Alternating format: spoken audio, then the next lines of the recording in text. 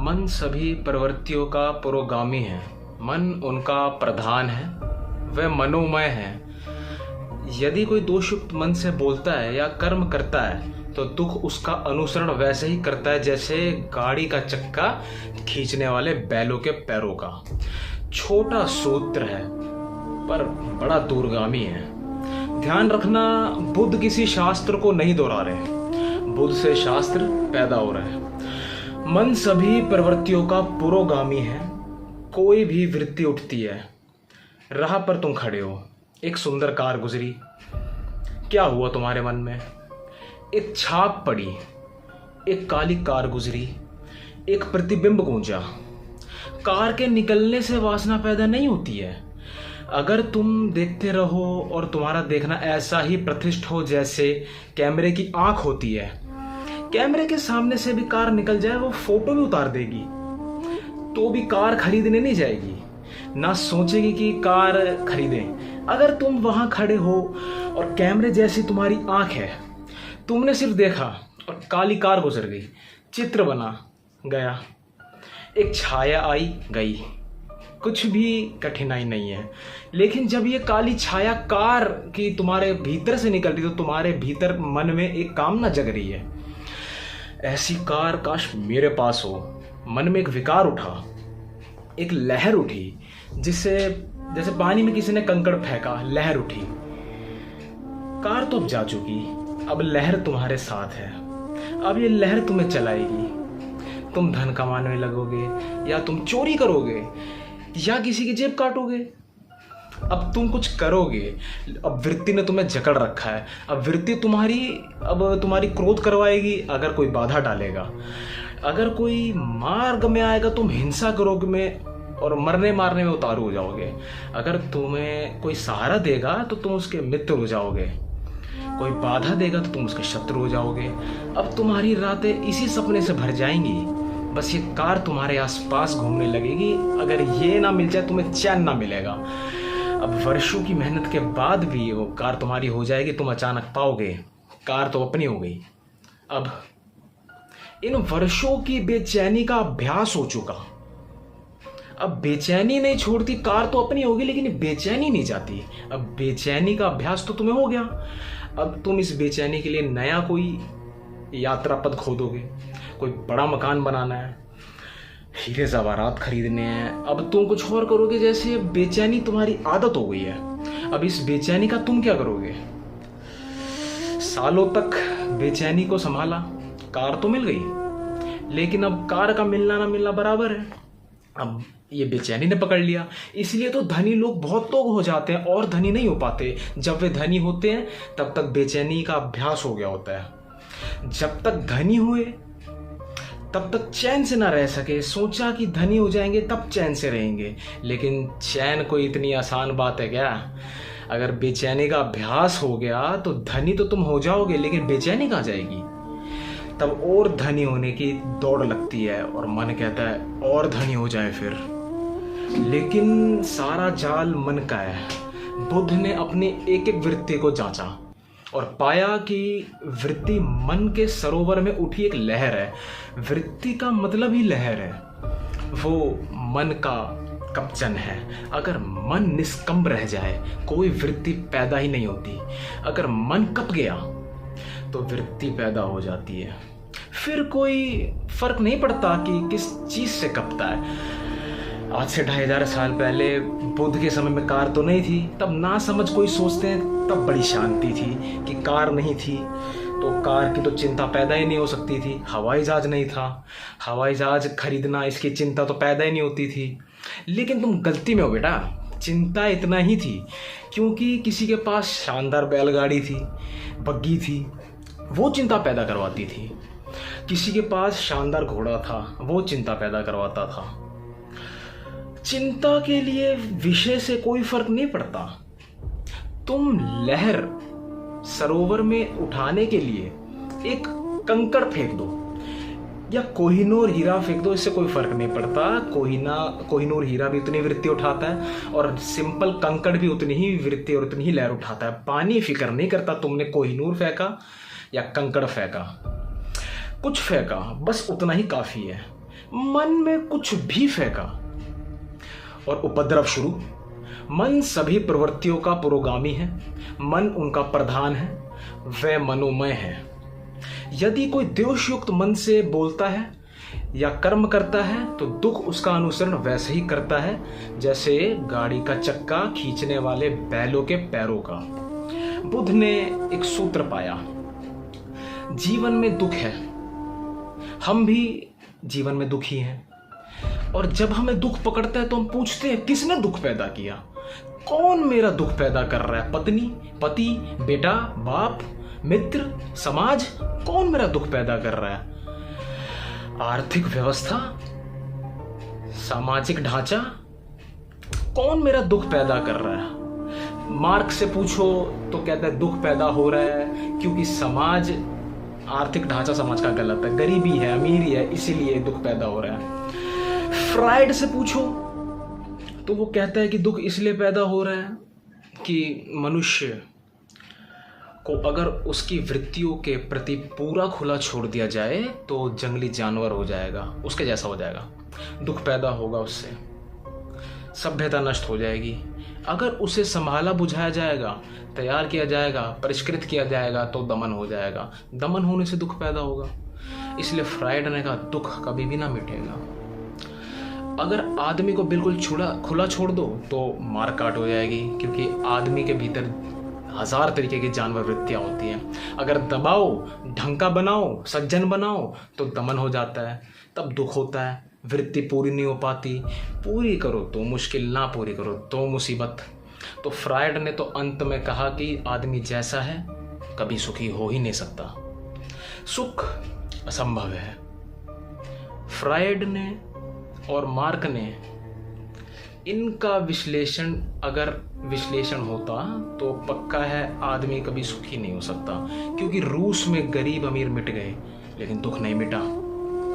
गरीब अमीर मिट गए तो दूसरे वर्ग खड़े हो गए, कोई पद पर है तो कोई पद पर नहीं, कोई कम्युनिस्ट पार्टी में तो कोई कम्युनिस्ट पार्टी में नहीं। जो पद पर है वो इतना शक्तिशाली हो गया जितना धनी पुराने दिनों में कभी ना था, और जो पद पर नहीं है वो इतना निर्बल हो गया है जितना भूखा गरीब कभी ना था। धनी के हाथ में इतनी ताकत कभी ना थी जितनी रूस में है, पद अधिकारी के हाथ में। संघर्ष वहीं के वहीं खड़ा है, भेद वहीं के वहीं खड़ा है, वर्ग नए बन गए, पुराने मिटे। तो कुछ ऐसा लगता है आदमी बीमारी बदलता जाता है, क्रांतियों के नाम से केवल बीमारी बदलती है, भीतर का रोग तो जारी रहता है। सब क्रांतियां व्यर्थ हो गई, सिर्फ बुद्ध की एक क्रांति अभी भी सार्थकता रखती है। बुद्ध कहते हैं तुम्हारे मन में ही कारण है, बाहर खोजने गए, पहला कदम ही गलत पड़ गया, अब तुम ठीक कभी ना हो पाओगे। तुम्हारे मन में ही दुख का कारण है, जब भी तुम किसी को दुख देना चाहोगे तो दुख पाओगे। जब भी तुम दुख देने की आकांक्षा से भरे किसी विचार के पीछे जाते हो, तुम दुख के बीज बो रहे हो। दूसरे को दुख मिलेगा या नहीं मिलेगा, तुम्हें दुख जरूर मिलेगा। तुम अगर आज दुख पा रहे हो तो बुद्ध कहते हैं कल बोए बीजों का फल है। अगर कल तुम चाहते हो दुख ना पाओ तो आज कृपा करना, आज बीज मत बोना। यदि दोषयुक्त मन से कोई बोलता है, सोचता है, व्यवहार करता है या वैसे कर्म करता है तो दुख उसका अनुसरण वैसे ही करता है जैसे गाड़ी जाती है तो बैलों के पीछे चाक चले आते हैं। तुम्हारे मन में अगर किसी को भी दुख देने का जरा सा भी भाव है तो तुम अपने लिए बीज बो रहे हो, क्योंकि तुम्हारे मन में जो दुख देने का बीज है वो तुम्हारे ही मन की भूमि में गिरेगा, किसी दूसरे की मन की भूमि में नहीं गिर सकता। बीज तो तुम्हारे भीतर है, वृक्ष भी तुम्हारे भीतर ही उगेगा, फल भी तुम्हें ही भोगना पड़ेगा। अगर बहुत गौर से देखा जाए, जब तुम दूसरों को दुख देना चाहते हो तो तुम अपने को ही दुख देना शुरू कर दिया है। तुम दुखी होने शुरू हो ही गए, तुम क्रोधित हो किसी पर क्रोध करके उसको नष्ट करना चाहते हो, उसको तुम करोगे नहीं दूसरी बात है, लेकिन तुमने अपनों को तो नष्ट करना शुरू कर ही दिया। बुद्ध कहते थे कि क्रोध से बड़ी कोई मूर्खता नहीं। दूसरों के कसूर के लिए तुम अपने को दंड देते हो। एक आदमी ने तुम्हें गाली दी, कसूर उसका होगा, अब क्रोधित तुम हो रहे हो, दंड तुम अपने को दे रहे हो, कसूर उसका है। इससे ज्यादा मूर्खता और क्या हो सकती है। उसने गाली दी, उसकी समस्या है, तुम क्यों बीच में आते हो। तुम गाली मत लो। लेने पर निर्भर करता है, लेना आवश्यक नहीं है। आप मुझे गाली दे सकते हैं, लेकिन लेने पे थोड़ी मजबूर कर सकते हैं। लेना आपके वश में है, लेना मेरे वश में है। उस मालकियत को तो मुझसे तो कोई कभी नहीं छीन सकता। मैं कह सकता हूं कि नहीं लेता, फिर तुम क्या कर लोगे। तुम्हारी गाली तुम ही पर लौट जाएगी। तुमने गाली देने के लिए जो तैयारी करी, दुख वो भोगा, अब गाली लौटेगी। जो अब दुख वो तुम पे जाएगा, वो जाएगा। जब तुम किसी चीज को अपने मन के भीतर ले लेते हो, तभी वो सक्रिय हो जाती है। और दूसरे से लेने की कोई जरूरत नहीं है। तुम अपने भीतर ही इतने दुख के बीज पैदा करते हो अकारण। मैं कलकत्ता में एक मित्र के घर में मेहमान होता था। उनके पास सबसे बढ़िया कोठी होती थी कलकत्ता में, थी कहना चाहिए, अब नहीं है। अब एक दूसरी कोठी खड़ी हो गई है, पड़ोस में खड़ी हो गई है। जब मैं उनके घर मेहमान होता तो हमेशा अपने मेहमान में ले जाते। कई बार दिखा चुके थे, मगर फिर वो दिखाते, उसका रस कभी ख़त्म नहीं होता था। स्विमिंग पूल, बगीचा सब दिखा देते थे। उनकी आदत थी ये कि मतलब जब भी वो दिखाते, फिर इस तरह वो उत्सुकता लेता कि जैसे कभी दिखाया ना हो। मगर आखिरी बार जब मैं उनके घर गया तो उन्होंने मकान ना दिखाया। मैं तो बड़ा हैरान हुआ, यार ये आदमी बदल गया यार। मैंने पूछा कि क्या मामला है, मकान नहीं दिखाओगे। कहने लगे क्या खाक दिखाएं। मैंने कहा क्या हुआ, देखते नहीं बगल वाले मकान में एक बड़ा मकान उन्होंने बना लिया है। जब से अब इससे बड़ी कोठी ना कर लूं तब तक चैन नहीं आएगा। अब क्या दिखाना है। इनका मकान तो वैसे का वैसा है, क्योंकि बगल का मकान इनके मकान में कुछ फ़र्क नहीं किया है। इनका मकान ठीक इतना ही सुंदर जैसा था, लेकिन बगल में एक मकान खड़ा हो गया। बड़ी लकीर किसी ने खींच दी। इनकी लकीर छोटी हो गई बिना छुए। किसी ने छुआ नहीं, हाथ नहीं लगाया, मगर बगल में लकीर खड़ी हो गई। उनकी पत्नी ने मुझसे कहा, कुछ समझाओ ने, ना सोते हैं ना कोई चैन आता है। इनकी छाती पे बोझ हो गया बगल का मकान। बगल के मकान वाले को पता भी नहीं होगा कि कोई जला भुना जा रहा है, उनकी वजह से कोई मरा जा रहा है। मगर इस आदमी ने अपने भीतर एक बीज बो लिया। ये उस मकान से नहीं आया है, क्योंकि इसकी पत्नी को कोई तकलीफ नहीं है। इसकी पत्नी भी वही है, उसको कोई तकलीफ नहीं है। मकान से नहीं आया है। इसके अपने भीतर के मन का क्रोध है, एक ईर्ष्या जगी, एक अहंकार को चोट लगी। अहंकार। मैंने उनसे कहा कि मैं सदा जानता था कभी ना कभी ये झंझट होगी। आप अपने मन में अपने मकान का इतना रस लेते हैं कि कोई भी मकान अगर खड़ा हो गया तो आप जी ना सकोगे। क्योंकि सदा आपको देख के मुझे ऐसा लगा कि ये मकान आपके लिए नहीं है, आप मकान के लिए हैं। आप मालिक नहीं, ये मकान आपका मालिक है। आप वस्तु को अपना सब कुछ दे दिया, अपना मन दे दिया। आप पूछो ही मत। मुझे डर था कि कभी पूछो मत, मतलब ये होगा। मुझे लगा था कुछ तो तुम झेल नहीं पाओगे अगर ऐसा कुछ होगा। तुम वो कसम से रुग्ण रहने लगे। जब से वो मकान बन गया, मन में सारा खेल है। यहीं जिंदगी मुसीबत, यहीं जिंदगी मशर्रत, यहीं जिंदगी हकीकत, यहीं जिंदगी फसाना। कैसी मन की व्याख्या है, कैसे तुम देखते हो, कैसे तुम सोचते हो, कैसे तुम व्याख्या करते हो जीवन की, सब उस पर निर्भर करता है। मन सभी प्रवृत्तियों का पुरोगामी है, मन उनका प्रधान है। यदि कोई प्रसन्न मन से बोलता है या कर्म करता है तो सुख उसका अनुसरण करता है। वैसे ही जैसे कभी साथ ना छोड़ने वाली छाया। अगर तुम दुखी हो तो अपने को कारण जानना, अगर तुम सुखी हो तो अपने को ही कारण जानना। अपने से बाहर कारण को मत ले जाना, वही धोखा है। इसको ही मैं धार्मिक क्रांति कहता हूं। जिस व्यक्ति ने अपने जीवन के सारे कारणों को अपने भीतर देख लिया, वो व्यक्ति धार्मिक हो गया। क्योंकि अब उसके हाथ में है बात। दुखी हो ना हो तो तुम जानते हो कौन से बीज बोने हैं, सुखी हो ना हो तो तुम जानते हो कौन से बीज बोने हैं। अब कोई मजबूरी ना रही। फिर अगर दुख में ही मजा लेना है तो मजे से बीज बो, कोई बाधा नहीं डाल सकता। लेकिन एक बात तुम ना कर सकोगे कि दुख के तो बीज बो और रोना भी रो कि मैं दुखी क्यों हूं। अपने ही हाथ से जहर पियो और फिर रो कि मैं मर क्यों रहा हूं। मरना हो मजे से जहर पियो, जीना हो मत पियो। तुम्हारे हाथ में प्याली है, तुम्हारा जहर है और तुम्ही को जीना है या मरना है। उसने मुझे डांटा, मुझे मारा, मुझे जीत लिया, मेरा लूट लिया। जो ऐसी गांठ मन में बनाए रखते हैं उनका पैर कभी शांत नहीं होता। उसने दूसरे पर सारा जोर, उसने मुझे डांटा, उसने मुझे मारा, उसने मुझे जीत लिया, मेरा लूट लिया। जो दूसरे पर नजर रखते हैं, बुद्ध का एक शिष्य हो पूर्ण कश्यप, वो निश्चित कसम से पूर्ण ही हो गया था, इसलिए उस बुद्ध उसको पूर्ण कहते थे। फिर एक दिन बुद्ध ने उससे कहा कि पूर्ण, अब तुम पूर्ण हो चुका है, अब तू सच में ही हो चुका है, अब मेरे साथ साथ डोलने की कोई जरूरत नहीं, अब तू जा,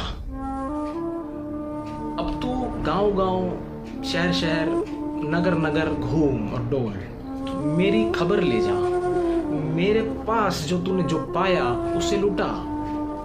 पूर्ण ने कहा, भगवान किस दिशा में जाऊं, आप इशारा तो कर दें। बुद्ध ने कहा, तू खुद ही चुन ले, अब तू खुद ही समर्थ है, अब मेरे इशारे की भी कोई जरूरत नहीं रही। तो पूर्ण ने कहा, जाऊंगा, सूखा नाम का एक इलाका था बिहार में, वहां जाऊंगा। बुद्ध ने कहा, तू खतरा मोल ले रहा है भाई, वहाँ वो जगह भली नहीं, वहाँ पे आताताई बहुत रहते हैं, बहुत दुष्ट है वहाँ पे, कोई सज्जन नहीं, लोग सताने में बहुत रस लेते हैं, लोग तुझे बहुत परेशान करेंगे। इन पीत वस्त्रों में भिक्षु कभी देखा नहीं होगा, वो बड़े जंगली हैं, तो वहाँ मत जा। पर पूर्ण ने कहा, इसलिए तो उनको मेरी ज़रूरत है, किसी को तो जाना ही होगा। कब तक वे जंगली रहेंगे, कब तक उनको पशुओं की तरह रहने दिया जाए, मुझे जाना होगा, आज्ञा दें। बुद्ध ने कहा, जा, मेरे 2-3 सवालों के जवाब दे। पहला, अगर वे तुझे गालियां दें, अपमान करें तो तुझे क्या होगा। तो पूर्ण ने कहा, यदि आप मुझसे पूछते हैं तो क्या होगा, आप भली बात ही जानते हैं, मैं तो प्रसन्न होऊंगा, क्योंकि मेरे मन में ये भाव उठेगा, कितने भले लोग हैं, सिर्फ गालियां दे रहे हैं, मारते नहीं, मार भी सकते थे।